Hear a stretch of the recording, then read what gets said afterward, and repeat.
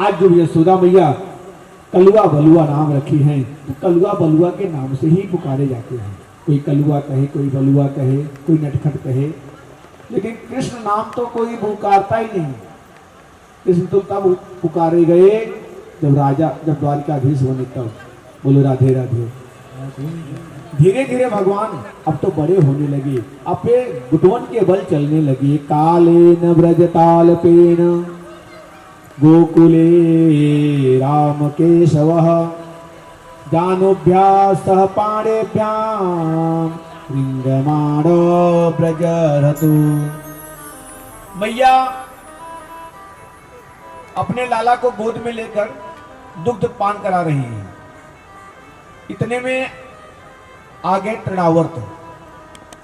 तृणावर्त जब आ गया तो भगवान ने सोचा कि मैया तो गोद में ही बिठा रखी है, बाहर लेके जाना रही है, लेकिन हमारे मामा जी को देखो कितना ख्याल रखते हैं, मेरे ताई उड़न खटोला भेज दिए, थोड़ा घूम लो।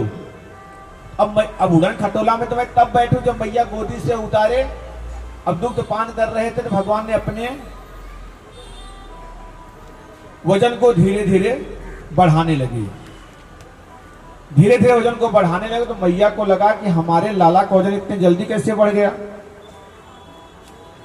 घड़ी मारम सुसोरवेड़ु, इतने शिशु हमारा बालक इतना वजन कैसे हो गया। तब याद आती हो मेरा लाला दूध ज्यादा पान कर गया, इसलिए थोड़ा खेल लेगा, दूध पच जाएगी, तब गोदी मिलूंगी तो नीचे उतार कर अपना काम करने लगी।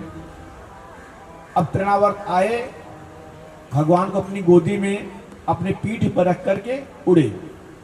भगवान भी खूब लीला देख रहे हैं। छिपी गली, ललिता घर, विशाखा का घर, सुदामा का घर, हर गलियों क्यों जो चोर होते हैं पहले गली पहले से देख लेते हैं किधर से चोरी करना है। बोलो राधे राधे। सबरे गली को ढूंढ करके जब चले हैं मथुरा की तरफ तृणावर्त, भगवान ने कहा अब इसका उद्धार करें। धीरे से अपने वजन को बढ़ाया। जो वजन को बढ़ाया तो तृणावर्त को लगा कि कहीं जल्दी जल्दी में नंद के आंगन से काला पत्थर तो नहीं उठा लाया। इतना वजन छोटा सा बालक कैसे हो सकता है। बार बार मुड़ करके देख रहा है। भगवान ने कहा दुष्ट, हमारे भक्त पत्थर में मेरा दर्शन करते हैं, तू मुझ में पत्थर देख रहा है, तेरा पत्थर से ही कल्याण करूंगा। भगवान जैसे ही मथुरा की तरफ बढ़ा है, भगवान ने गर्दन को दबाया है, पत्थर से टकराया। गोविंदाय नमः। अब जब गिर गया तो दौड़ करके यशोदा मैया आई। अरे राम राम, न जाने कहां से ऐरे खैरे नथु खच्चर सबरे आकर के हमारे आंगन के आसपास ही गिरते हैं, मरते हैं, और कहीं मरने के लिए स्थान नहीं इनको मिला। मैया दौड़ करके गोदी में ले ली। गोदी में लेकर के अपने लाला को देखते, लाला सुरक्षित। फिर अलाय बलाय उतारते हैं। धीरे धीरे भगवान बड़े हो गए, आंगन से बाहर भी निकलने की कोशिश करते। अब बाहर निकलते भगवान लटक करके मैया को आवाज लेते, मैया बचा, मैं गिर जाऊंगा, मैया बचा। मैया दौड़ करके लाला को बचाती है। कितना सुंदर सुंदर लीला करते हैं। एक दिन भगवान नंद के आंगन में छोटा सा कुआं था, देखने लगे तो कुएं में परछाई दिखी। जब कुआं में परछाई दिखने लगी तो कहते हैं अरे तू कहां से आ गया मेरे घर में। मैं माखन खा रहा हूं तो तू भी माखन खा रहा है, तो बहुत मारूंगा, भाग जा। तो परछाई भी वही इशारा करती है कि बहुत मारूंगा। जैसा भगवान करते वैसा परछाई करती। तो बलराम जी को बुलाते, दाऊ भैया जल्दी आओ, देखो हमारे घर में कोई चोर आया है और मुझे मारने के टाइम मुझे धमकी दे रहा है। बलराम जी आकर के देखे थे, एक नहीं तो दो हो गए।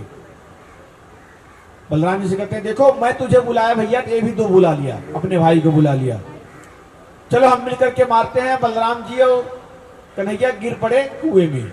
जब कुएं में गिर पड़े तो वहां कोई नहीं, दौड़ करके मैया आई, कुएं में से निकालती है। अरे लाला तुम लोग कुएं में क्यों गिर पड़े। अब तक तो भगवान 3.5 साल के हो गए थे।